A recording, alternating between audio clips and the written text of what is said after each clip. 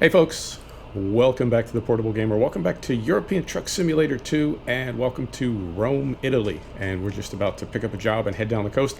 I did swap out trucks. I swapped out the RJL Scania for the Madster MAN TGX Euro 6. I think that's right. We'll talk a little bit more about this truck as we get rolling. Man, I do like this truck. It is, I wouldn't describe it as a problematic mod. I would describe it as a mod that needs a little bit of you know what I'm saying? Love and attention from you. You got to really kind of stay after it. It's not a workshop item. It's not something that updates automatically. It takes a little bit of TLC, but I think it's worth it. I think it's a fantastic mod. Let's turn the map on just quickly here because we need to get hooked up. We are hauling, I'll show you on the map once we get hooked up. We're going to haul these 2 containers, and I realize this truck is a bit overkill for a couple little intermodal containers, but you know what? Let's pretend they're super heavy, even though they're not. So we are going to take this. I had thought about heading all the way down. There we are. I thought about heading all the way down. There we are. And a lift axle. Beautiful. Let me show you on the map. I thought about heading all the way down to Catanzaro, and then across to Sicily, and then up to Sardinia. But I did consider the possibility of just heading across at Naples. So that's what we're going to do. We're going to drive down to Naples. We'll sleep on the crossing, and then our delivery is right here. We're going to try to get up to these cities here. So what I may do is deadhead up here, or drive up, take a cargo up here off camera, and then before the next episode, right, get all teed up. Next episode, we will try to go from one of these 2 cities down to Sicily, and then up this way. So, you know, 6 of one, half dozen the other. So it goes. We're going to hop in our truck here, and we will make this go away. And I think we're just about ready. Is that right? Get this turned the right way. There it is. Get in a good gear. Get in a good gear, and here we go. We seem to be not rolling. There it is. Okay. So this display that I have is, it's by, I want to say it's Oscar's Workshop. And it's a custom computer display, custom dashboard computer display for this truck. And I have to say it's extremely small. I can barely see it. And can't see what gear I'm in. So we're gonna have to be vigilant here. Because yeah, I can't see it at all. What if I do this? Oh yeah, that seems broken. You see that? It's like, oh, interesting. Okay, I should have checked that before I started the episode. Yeah, it's all off center. Can't see anything. Okay. Well, you know what? So it goes. Living and learning. We'll get on the road here and get everything sorted out. And I did turn the volume on our guy. I turned him way down. Too loud here and too loud in ATS. Right. How's everybody doing? It's Sunday for me. It's Monday for you. It's the end of a holiday weekend in America. And yeah, mine was good. Pretty chill, I have to say. But a lot of gaming. I've been spending a lot of time in MotoGP 19 the past couple days. And that's a cool game. I don't know where that lands on the spectrum between game and sim. I really don't, and that line is continuing to blur like more and more for me as far as what is a game and what is a sim. It's hard to say anymore. It really is. And I was talking with my girl yesterday about, let's see if we can get our camera centered. I was talking with my girl about when a game is frustrating. And I mean, for her, she games, but she plays like fun games, you know, and for us as sim gamers, some of the sims that we get into are fun. You know, something like Farm Sim, that's just fun. It can be, I'll say this, it can be frustrating to keep the game running, but the game itself, you know, once you get it running, once you keep it running, it's just, you know, I don't want to say there's nothing to it, but it really is super chill and very relaxing. And you compare that to something like a race sim. with the difficulty and the realism cranked up, which can be extremely frustrating. You know, if you need to be on pole in your qualifying lap, you make one tiny mistake, and there goes pole position, sir. There goes pole position, and that can be frustrating, you know. And it's not the game's fault, it's your fault. You made a mistake during qualifying. And while that is realistic, you know, and the reason I was talking about it, the reason my girl and I were talking about it is I've been doing half-length races in F1, and I was doing a season career mode, I don't know, whatever you want to call it. And very late in the race, I made an error and ran wide, and like 3 cars passed me. And that happens in real life. And if you're in career mode, if you're in season mode, or at least the way I play it, I feel like you need to own that. You know, you can't rewind that. You can't start over. You got to own that, because that's what real racing is like. And I guess what I'm getting at is, if it's frustrating in a video game, imagine how much more frustrating it is in real life for a driver to do that. Oh man, it'd make you crazy. But it's how do I want to say this? It's an odd way to entertain yourself, you know, with that kind of frustration, and I think in some cases it goes all the way to and becomes like abusive. You're just like torturing yourself. And yet we do it, and so it's interesting to think about a sim or a game like MotoGP 19, which is, from one perspective, very much a game. It's a difficult game. I find it very challenging. It's a difficult game, but it seems like mostly a game, and I just wonder where that line falls sometimes between simulation, gaming, you know. What's the exit right?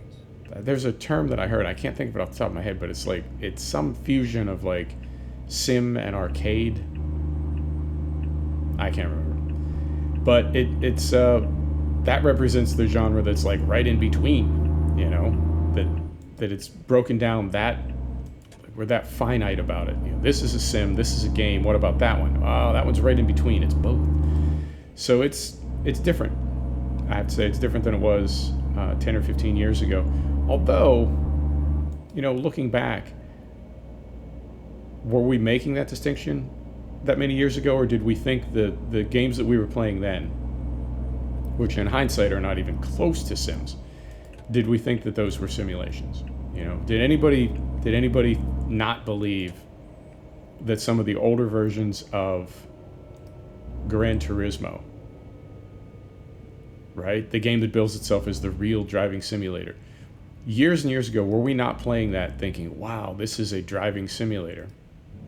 You know, and in hindsight, it wasn't, but at the time it was. So, you know what I'm saying? It's like, it's the Matrix. If you believe it's real, it's real. If you believe it's a sim, it's a sim. And I'm sure we'll be looking at these games 5 or 10 or 15 years from now the same way we look at, you can find all over YouTube, you can find like progressions of games or progressions of genres.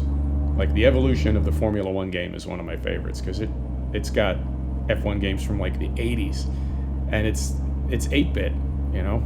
It's not even, by today's standards, it's not even a game. It's like, it's just a weird thing. But at the time, you know, so it's an interesting progression. And then, like I said, the other thing that's been on my mind is how we play and why we play and what we get out of these games. I think the harder the game is, the more satisfying it is to be successful, you know, to have things go right. But I think it's also the path to get there, the road to get there, is that much more risky, because the better it's going to feel when you get it right, the worse it's going to feel when you get it wrong. And I think that's a good example, is to be doing, for me anyway, to be doing really, really well in a race, and then toward the end of it, when it's, you know, it's too late to recover. There's no way you can come back from that. And you make a mistake, and it's like, oh, okay, well, I guess we're just, there you go. There you have it. So I don't know. It's all gaming. I think about, you know, other types of gaming sometimes, but other than some shooters, occasionally, I think for the most part, I'm just going to be a sim gamer forever. And as it gets better and better, I think I'm going to be more and more drawn to it, you know, more and more hooked on it. As if I could be. That's interesting. You rarely see two motorcycles back to back. I wonder if Jazzy Cat could set this up so there's like a bunch of motorcycles back to back. You know what I'm saying? Like a little gang, a posse, so to speak. We'll see. What else is going on? Still no word on Road to the Black Sea. I'm not worried, but I'm a little bit confused. I'm wondering where it's at. I don't know if they're still working on it or if there's some other something. I don't know. That'll be here soon. And I'm trying to think. I don't think there were... Oh, no, there were new trailers added with 1.35. I think we bought a couple of them, but we don't have one of them on right now. Let me get centered a little bit better here. We're kind of over to the right, a little further than we want to be. But I think I did buy a couple of those. Maybe we'll do that next episode. Maybe we will do some cargo jobs instead of freight market jobs. Yeah, let's do that. Maybe we will we'll buy a garage, and I guess that would make sense too. We have plenty of money. We have almost 2 million euro. Why don't we buy a garage on Sardinia and have a trailer sent there, and then we'll use that for our next episode. Yeah. And again, it won't make perfect sense because this is a monster truck for special transport, heavy cargo, that sort of thing. But, well, I don't know. Call it a little artistic license. Not a big deal. Not a big deal. So that's what's going on there. ATS is just chugging along. I'm really, really pleased that both these profiles were able to be brought forward. I'm a little bit surprised, honestly. 1.35 was a different kind of patch. And I'm just really pleased that I was able to bring these forward. Although, I've said this before, if for some reason I had not been able to, then we're still just driving a truck. Just driving a truck. But I think for me, when I lose a profile, I don't just lose the trucks and the money. I feel like I lose the setup almost. Like I lose the order that I had my mods in. And sometimes that is, as crazy as it sounds to say this, I feel like sometimes you can take 60 mods and I can take 60 mods. I put them in one order and they don't work, and you put them in a different order and they do work. So when I go to a Reddit, you know, and that's why in a Reddit, the first thing people ask is, can you post your log? Like, let's see what's going on here. And that's,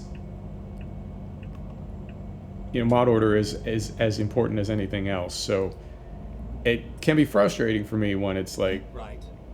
you know, when I know that I have mods that are not, they're not unusual, they're not old, you know, they're up to date, and it's something as simple as what order they're in. You get all that sorted out in a profile, and it's not just losing the trucks, it's losing the way things were set up. So I actually take some smartphone photos of my mod order, and I know I could screen cap it 6 of one, half dozen the other, but I just end up doing it with a smartphone. Maybe it's not 6 of one, half dozen the other. Maybe it's a lot quicker to just, you know, knock out a bunch of camera phone pics, smartphone pics. But I'll use that sometimes when I am rebuilding a profile to get everything in order. But I was able to bring both those forward, and I guess that sort of brings us to this truck. This truck is it's a great truck. It's really, really well made.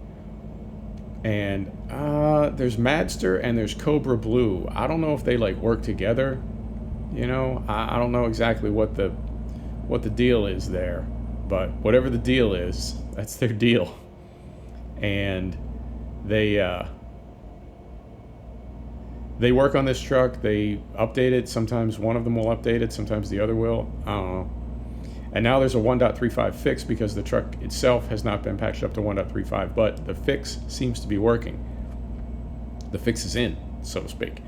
And it's a great truck. It's got great sound. I think it's really, really well made. It's got great accessory slots. It's got great options on the chassis. It works with some, I believe, because... so there didn't used to be a TGX Euro 6 in base game. There just used to be a TGX. Is that how that worked? And so Madster then had a TGX Euro 6, but now there is a TGX Euro 6 in the game? I don't know. I feel like for the longest time, this truck was based on one base game truck. So it took certain base game truck mods, I guess. And then at another point, it was based on its own thing or something else. You see what I'm getting at.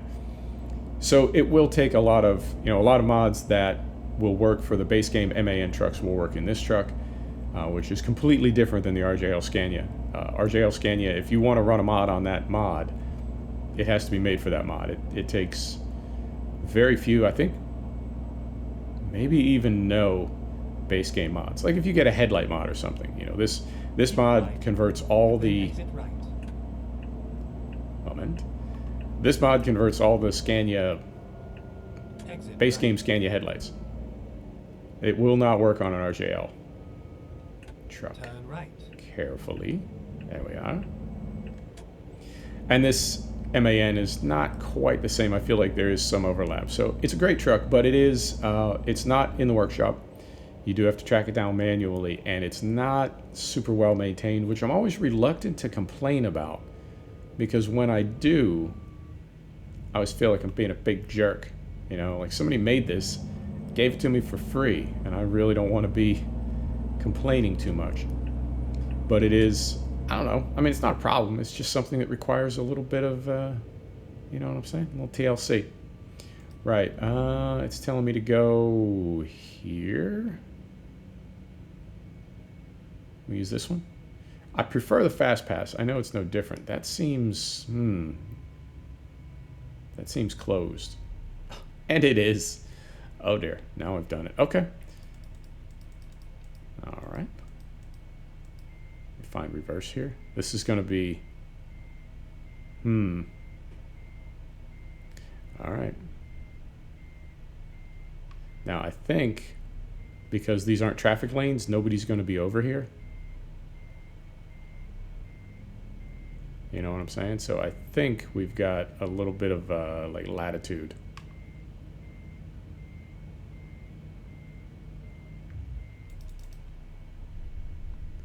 Perfect. Could have gone much worse.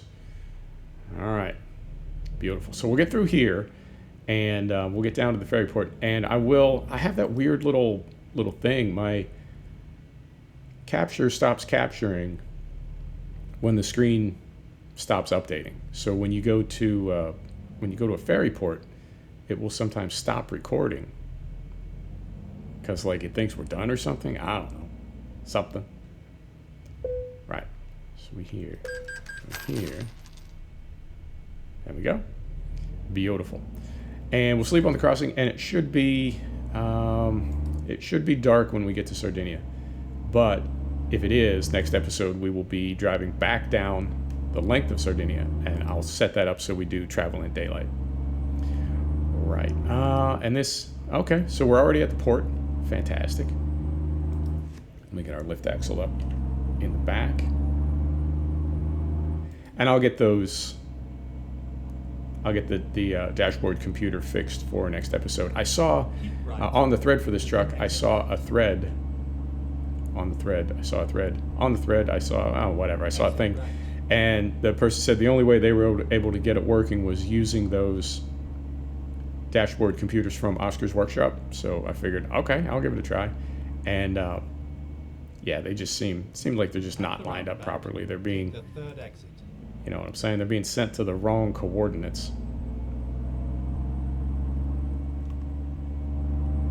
So I'll get that sorted off camera. And as always, I do apologize.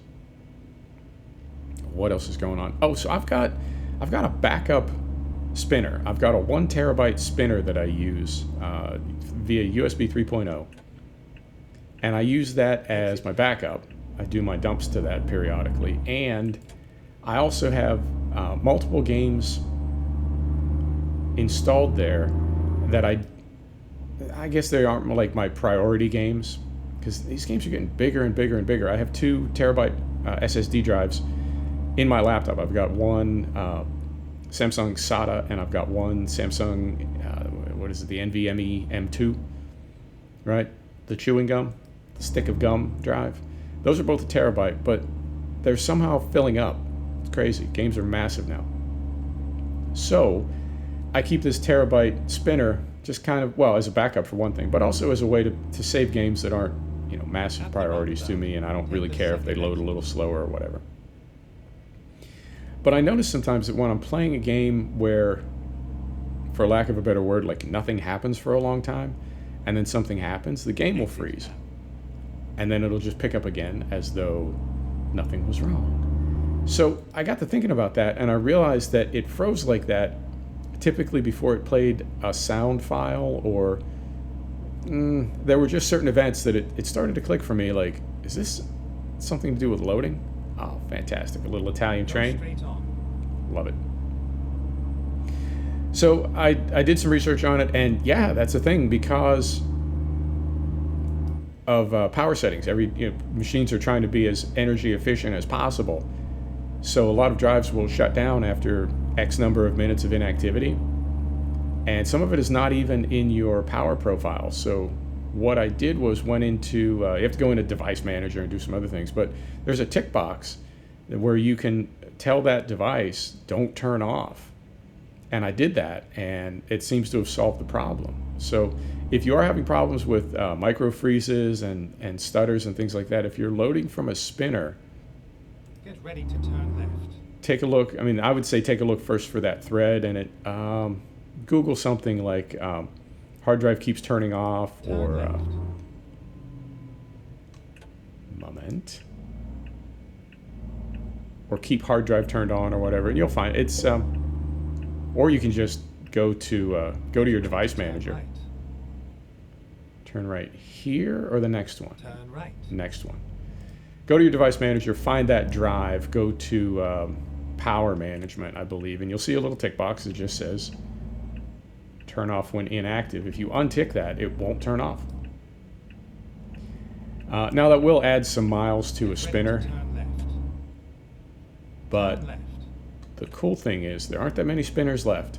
And the only reason I've got one is when I was buying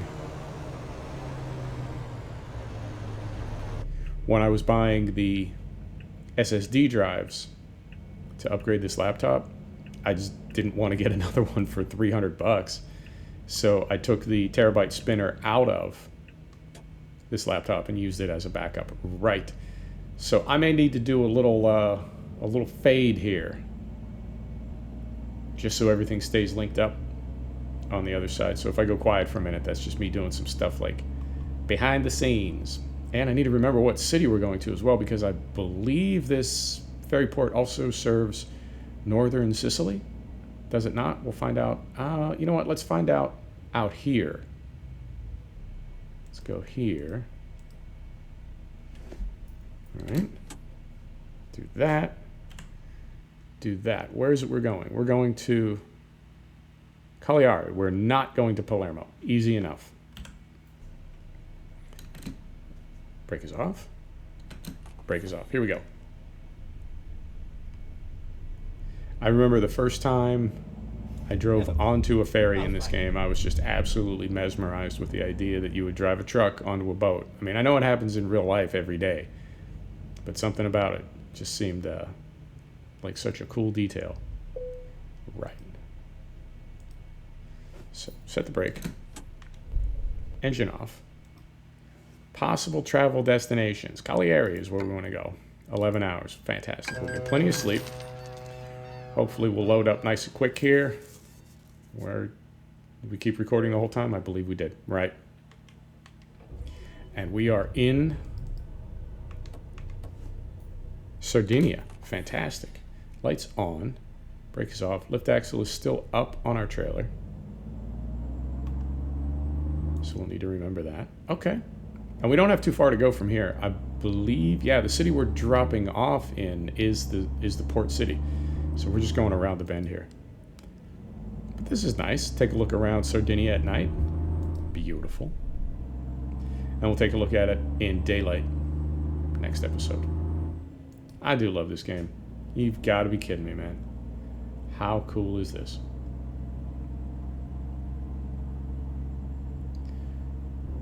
Get ready to turn left. You know, there are some mods, those barrier markers, Turn left. you know, that show the end of the world. There are some mods to sort of pretty them up a little bit. And I haven't found one that works for me. That's why I don't use one. I've never found one that really works the way I want it to.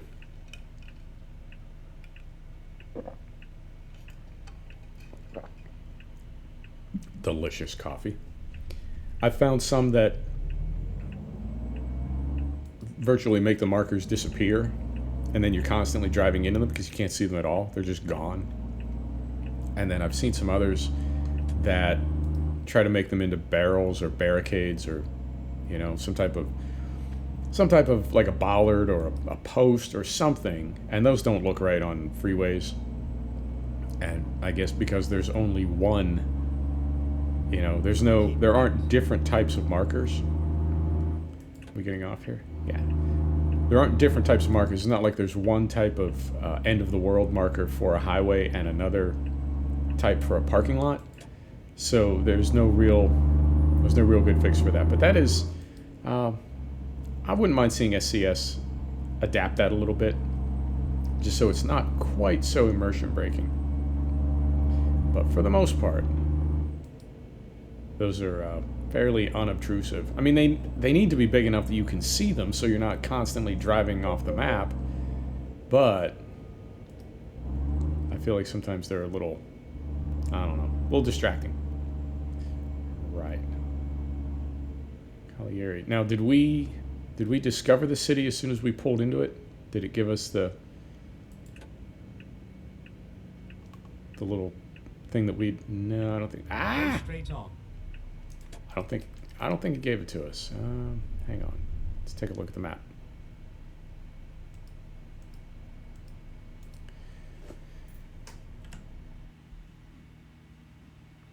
Yep, it gave it to us. Okay.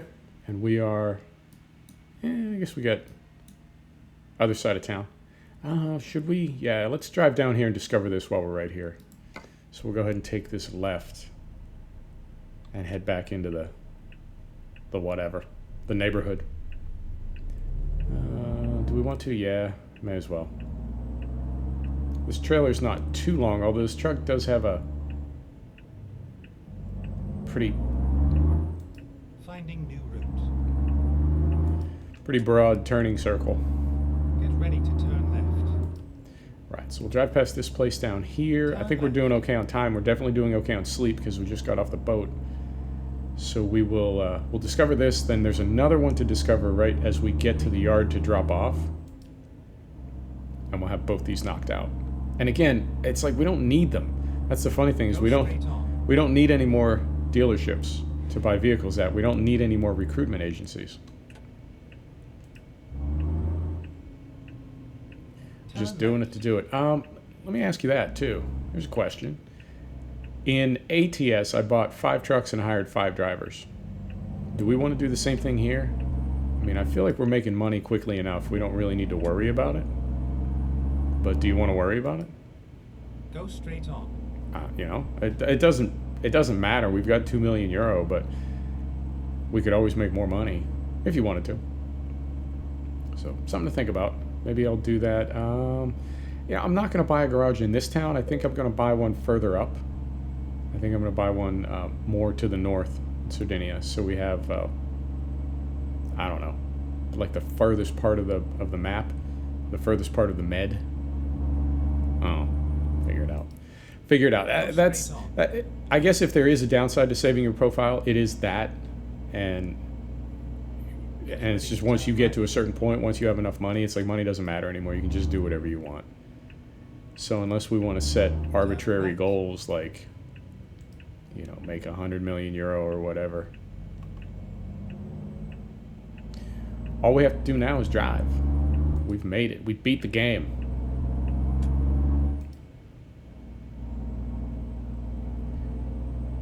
At the roundabout, take the first exit.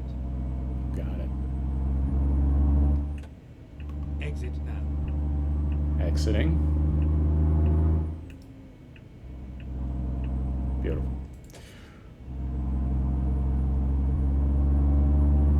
And I guess we did most of this trip in daylight. Not quite perfect, but pretty good. It's a shame. This game looks so good at night. I would drive at night all the time if I could. I'm gonna slow down a little bit right here.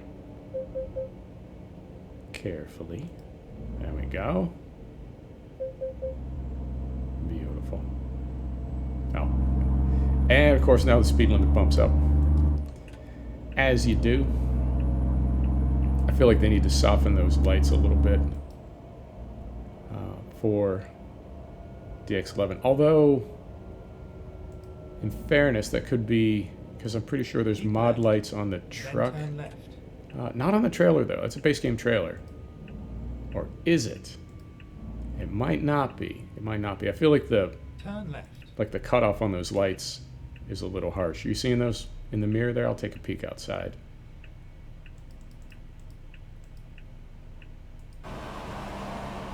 Yeah, it's looking a little harsh. I might soften that up. And I feel like that's a DX11 thing. Oh, check this out too. Turn that off. We got the blinky lights, yo. Good times. Good times. All right, here we go.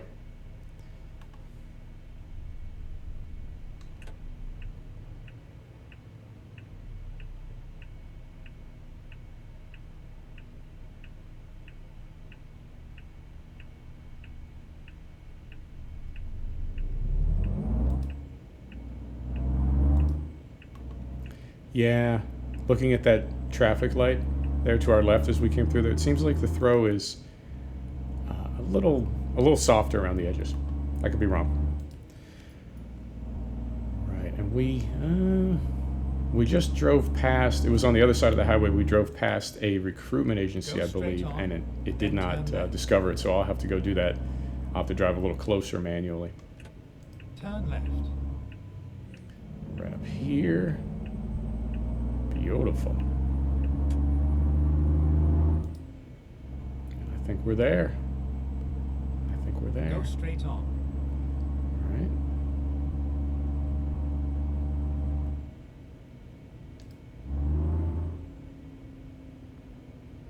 Get ready to turn left.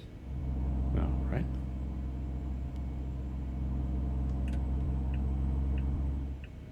Turn left.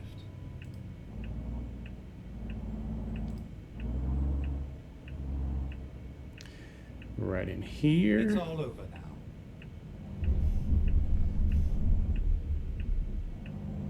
Right over here. Get this thing parked.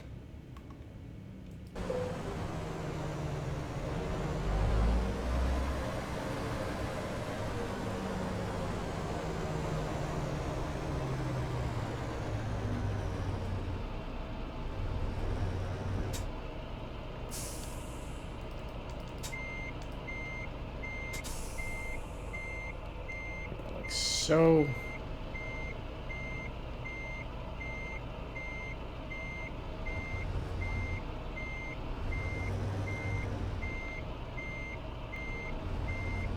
two swings. Always two swings. You know how I do.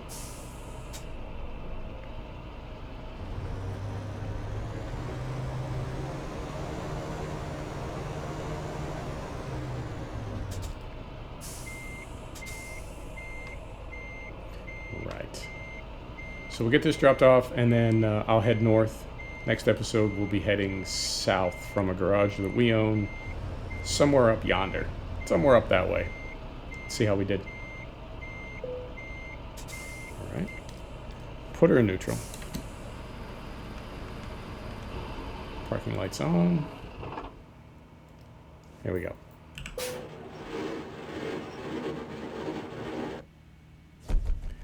Fantastic. Not a super long trip, although that's decent money, almost 10 grand.